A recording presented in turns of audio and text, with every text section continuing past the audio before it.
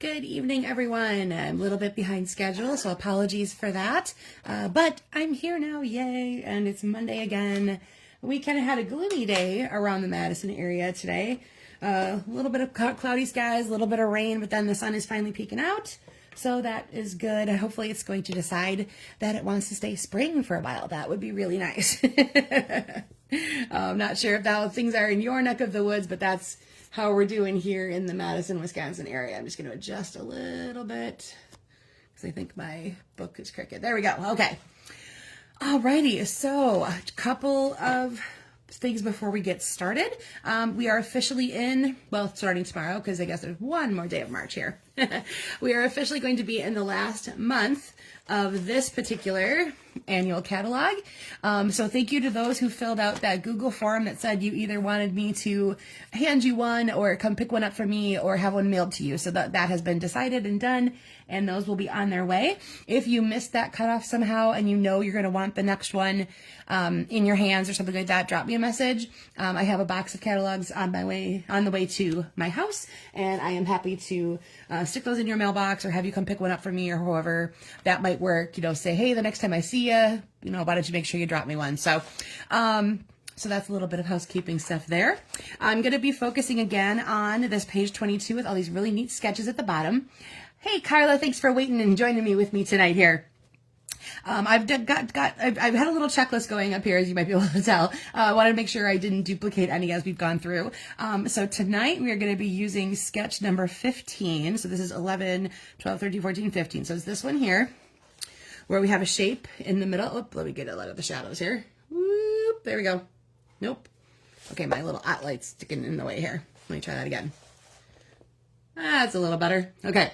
It's this one right here. So we're going to have a shape in the middle. We're going to have a little bit of a phrase, and then we're going to have some twine or very thin ribbon or something as a highlight. I said you could grab focal points, die cuts, anything else that you might want to add to your DSP shape. That's totally going to be up to you. I'm going to be focusing on one of my favorite carryover DSPs that was in this catalog, and it is going to be going away. I don't see it in the next one. So this was called Countryside Inn, and what was neat about this one is it really featured a great blending of all of our blue colors that are in our color family, and specifically adding in the boho blue, which is an in color, which will be on its way out. So I'm assuming that's why this one didn't carry over again, because it has a color that will not be existing anymore.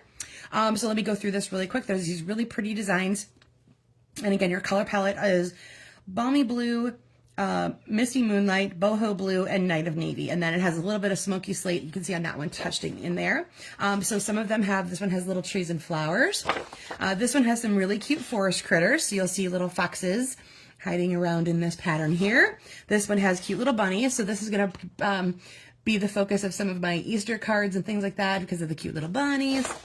This has been one of my favorite pieces to work with just because it's an all-over pattern of tiny print, so no matter what kind of size piece you cut, you have a good semblance of representation of what it looks like.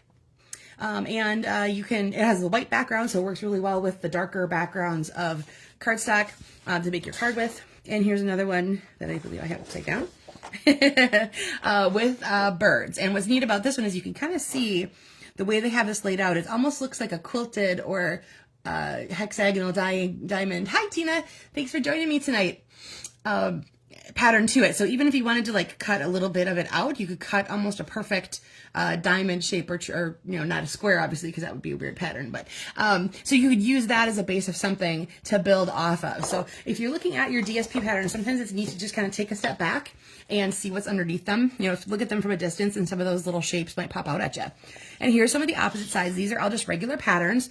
Here's a nice little stripey with, but the stripes contain little flowers and that little check mark kind of notch pattern, whatever you might call that.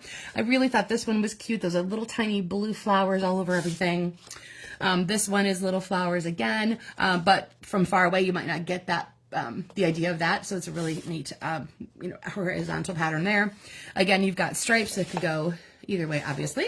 And last one, very much tone on tone almost with this striped pattern here. So lots of good backgrounds on that. And then, of course, the other side, I really love all the representation of the blue in flowers and animals and things. On camera tonight, here is the stamp set I'm going to be using. It's called Wonderful Thoughts. I do believe this is carrying over to the next one, so it's one that I wanted to have around so that I can still keep this sample going for a while. So there's the one thing I like about this kind of one. It's a, I'm not going to call it phrase builder. It's an inside and outside. How about that? Where you have, for the cover of your card, you could say congratulations. And then on the inside, there's already a phrase ready to go, like this one here, which is, this is the only beginning of a lifetime with love. So they play off each other. So it's a really nice one to have for something on the front and the inside, and your card is complete, all within just using this one stamp set. So that comes in very handy, especially when I want to, sometimes you don't always know what to write inside of them or that kind of thing. The shape of mine for my on-camera sample tonight is coming from the Meant to Be dies. Now this is an online exclusive that plays off of the bee set that is in the annual catalog along with the matching punch. So this has, it's another stamp set, and then it has a set of dies that go with it. You'll be able to die cut out some of the bee shapes. And then also it has these little, 1, 2, 3, 4, 5, hexagons, right? I think that's hexagons. 1, 2, 3, 4, 5, 6. Yes. Hexagon shapes.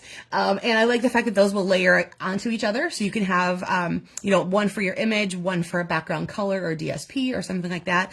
The other part of that is that each of those edges is actually has a die line in it. So you will have a centerpiece and then a frame. So you could take one of those and do it in a neutral piece that you're going to stamp on and then a color, and you can automatically layer that color right around the neutral piece that you've cut out. So have it all the same size, no extra behind kind of thing, but it'll frame it perfectly with the other color. Oh, and one thing else I like to point out, I like the fact that they have some duplicates. So if you want to do those little antennas on the bees or these little flowers, you get 2 of each. So you'll be able to run them through and do multiples at a time. So I always like when they do that for us in our die sets. Okay. Enough of the intro stuff. Let's get to our favorite part, which of course is stamping. I forgot to write this out in pretty form, so here it is as a quick scribble before I came on camera. We are on episode 204. Holy cow. Hard to believe. Again, that was sketch 15, which you can find on page 22 of the current annual catalog. So we are going to have a card base that is 4 1/4 by 11. I'm going to be using Night of Navy. Some kind of shape made out of DSP. So you could do circles or squares, or you'll see through I went to my collections of dies. So like I said, for this one here, I'm using the Meant to Be dies. And here I kept both parts. You could see, so when you sent it through, that's not the right side. Where is it? Nope. Yep, there it is. So when I sent it through, it cuts out both parts right away. So like I said, you have this little frame shape that now I can take and use again on something else. Or if you wanted to do almost like a 3D effect with this, you could lay this down flat to it and pop this part up. And then you would have a little 3D effect happening. I'll show you that because that's actually what I'm going to do on this card here. So you can see how those frames will work together pretty nicely. Some kind of neutral piece that is, I said 3 1/4 by 3 because that's what's kind of in the sketch area. Of course, change this up to whatever you need for whichever phrase you want to be using today. Okay. And then some kind of twine. I went to my stash. This particular one is the Natural Tones linen thread, and it is in the online store currently. And you get, I believe this is like garden green, copper clay, and Night of Navy. So I'm going to be pulling out this navy one to be using, or it might be pecan pie. I forgot to write down what color that was. So it's in the pecan pie, copper clay kind of family. But I'm, of course, going to be using my Night of Navy. All right. So stamping on this one obviously is super simple because you only have your phrase. So we get these guys out of the way here. I am going to grab that big word congratulations that I showed you from my Wonderful Thoughts stamp sets. And I'm going to be stamping that in Night of Navy. And this is a nice big long word that is going to fill up my entire 3 1/4 by 3 piece. So again, if you use something a little smaller, cut that down as you want to, or do the little flagged ends, add some sparkle or gems or something to it. Anything that you want to be doing to fill up that space. You'll see some samples again as I went through the, with my samples, I'll show you some other things that I did to change that part up just a little bit. All right, let's go ahead and grab that card base and bone folders hiding up there. Give that a little bit of a crease. Now, like I said, I am going to put the frame of my piece in first, and I want to make sure that I get this the right direction so that he's not going to be funny shaped. Okay, so because of the way I cut him out, I am going to have him go this way as a hexagon, so that you'll see that little animal is going the right direction, so to speak. He's not hanging out on the side or something like that. So I'm going to be real careful with my glue lines here to hopefully not get it everywhere. Now the sample in the catalog showed this to be dead center on the cardstock. Hi Jill, good to see you tonight. You can decide if you want that to be there, and then based on what you've done with this, it can either be across the image, it can hang off to the side, it can be at the bottom or top. So if I'm going to move this over just a tiny bit because my phrase is actually kind of long on this one, so I'm going to move it over just the slightest bit, and that way it can kind of go off to my right side a little bit and still be good. Now I need dimensionals, which I know I had a minute ago. I thought I did anyway. Oh, there they are, literally on the other side of my body. Okay. I'm having a very Monday, guys. How about you? Oh, dear, dear, dear. Okay, gonna put a couple dimensionals on there, and then I'm gonna put this back into the frame that it was cut from, and so it'll have a nice little subtle three-dimensional effect. So I hope you can see that right there. So like I said, very subtle three-dimensional effect that you can create just by using that one die all by itself. Not a whole lot of extra parts, not a lot of extra work involved on your part. There we go. All right, so like I said, I'm going to have my phrase go off this direction, which is why I moved my focal image over just a little bit, because my thing actually does take up most of my 3-inch length there. So I'm going to go ahead and add a little tape to what's going to be over this part here. Now, because this is raised up, I am also going to raise up the other end of my phrase, okay? Because that's going to be falling off of that edge there. So I have one end with a dimensional and the rest with just my stamp and seal, so that it will lay flat once it hits that part right there. Okay, now at this point, go ahead and grab any other embellishments, die cuts, anything that you might have already brought to the table, to your stamping table, as the case may be. And then I'm just going to grab my twine here and do a knot, do a bow, do whatever you like to do as far as what you might want to have for this little bit of ribbon here. And I brought this along. Like I said, it's part of the sketch. If, you know, ribbon or twine or something isn't your thing, that's cool. I like to have just a little bit of something, something. And so in this case here, I'm going to have just a little bit of twine, just making sure I've got that where I want it to be. And if I were a scissor, I would be over there. Okay. Snip that off and dispose of that. So again, this was a baker's twine. It's a 3-pack of color. It's found in the online store. It's called Natural Tones. It was part of the Nests of Winter collection from the last holiday mini, but it is now moved into the online store, so you can still find it there in case you missed it from that point right there. Okay, now because this is twine and it's pretty thin to work with, it doesn't have a very big knotted area that might hold the glue dot like normal. So unlike most of the times where I take my thing to my glue dots and I kind of press it and rip that off, what I actually going to do here is I'm just going to kind of bunch up my glue dot while it's still on. Let's see if I can make sure you can kind of see what I'm doing. So I'm going to press it into itself. So it's going to end up making kind of a little ball instead of that larger circle shape.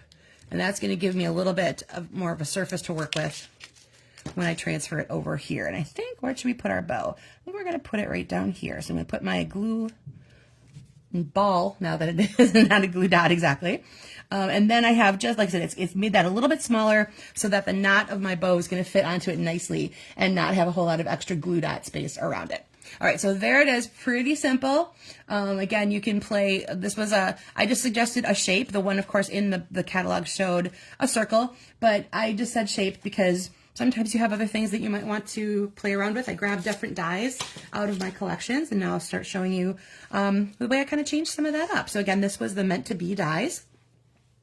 Then I went to Nested Essential dies, and that has 3 different shapes in it. One of them is this banner here, and it has 3 or 4 different sizes. So this is the largest of them because that was the one that filled up the 3-inch-ish dimension I was looking for. So I adhered it directly to my Misty Moonlight card base. But then what I did is I took my Misty Moonlight Stampin' Blend, and it's kind of subtle, but I traced around the edges of it, so it almost gave a hint of a shadow. And then I grabbed the other end of it, or no, still same end. I was on the, not the brush tip, I was on the more pen tip side. And then I added just some doodling of dots. So there's a couple dots up in this corner. I added some dots into my word. You can see I chopped this one off a lot. I just wanted the word hello, very short and simple.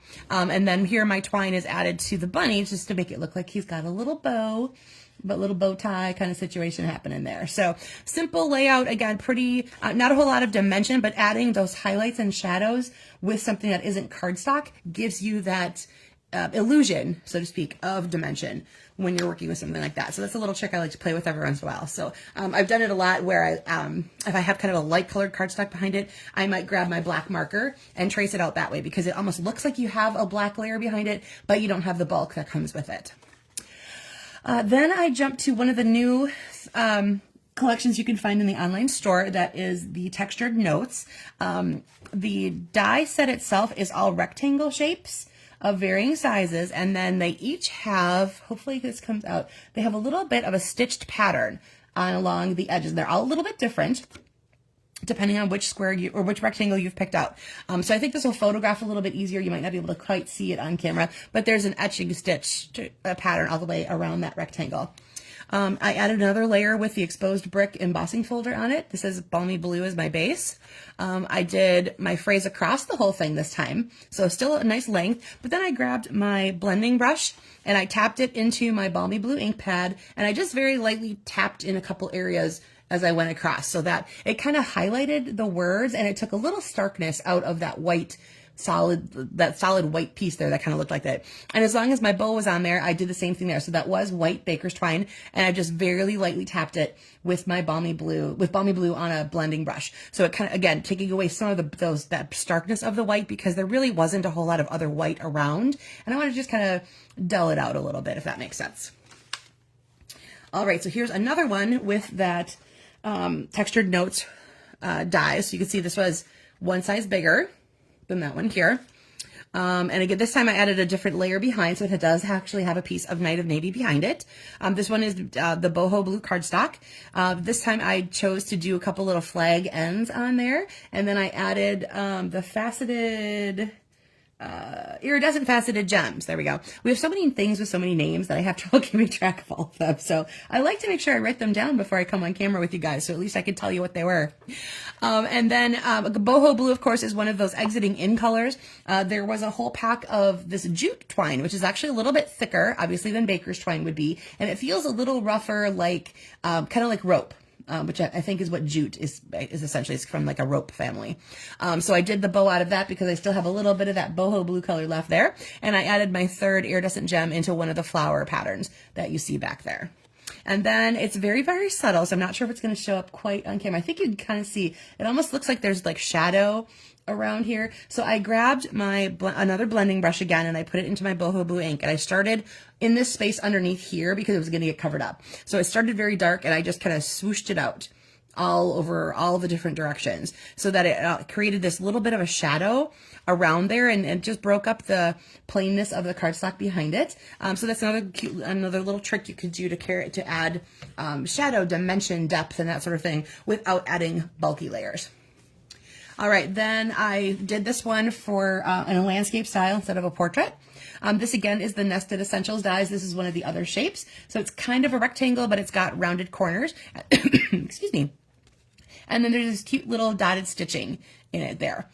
So I have that. I added a piece of cardstock behind that just to give it a little bit of movement and flow along with what's going to be then my banner piece here, because it also helps kind of bring in some of that darker blue color so you flow across the whole thing that direction. I stamped directly onto my DSP with one of the phrases here. This is the Unbounded Love. So it's hope is believing in a brighter tomorrow. And then I went back to my Essentials Baker's Twine. That's actually gray granite, but because there's smoky slate in here, it kind of blends in. And I grabbed my my smoky slate pearls as well, and I've got 3 of those up there. So I've always kind of made a little frame around that word hope between my bow and my little pearls. And again, little flag end, just to add a little bit of interest to that piece right there. All right, so let's go back to the basic one at the beginning.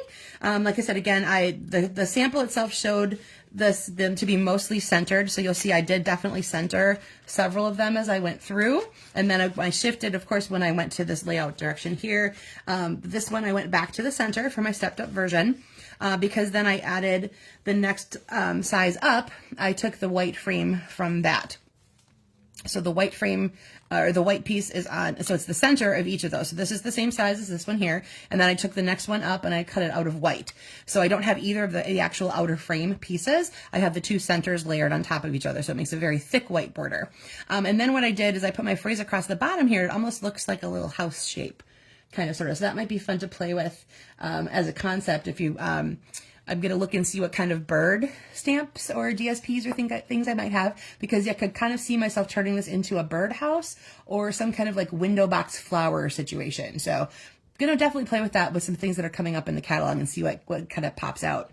So here again are those flowers I showed you from the bee die set, and I grabbed my navy twine again, and I added a couple of, let's see, these gems are from the Regal Foiled Dots. This is another online exclusive, and they're navy colored, but they have just a little speck of gold floating through them. I added another layer of DSP behind, and it's one of those more subtle patterns, but it brings in the light blues that are playing off each other. So that's the balmy blue, and it kind of brings all that balmy blueness to attention. And with the flowers, if these are little flowers, these are little flowers. So I kind of have that whole flower motif carrying throughout the entire thing. All right, guys, so that is all I've got for you tonight. Let me slide these back over this way so they're more on camera. There we go. So like I said, I know it said shape, grab whatever shape you have around. You've got circles, you've got squares, you might have a star, who knows? All those different kinds of shapes that you could use as a big focal point in the middle of your particular card. And I, as you know, notice as I went through, these particular patterns of DSP work really well because no matter the shape, we managed to get most of the pattern within that size. If you have something that's a really large pattern, some of those really big, bold florals would also work really, really well.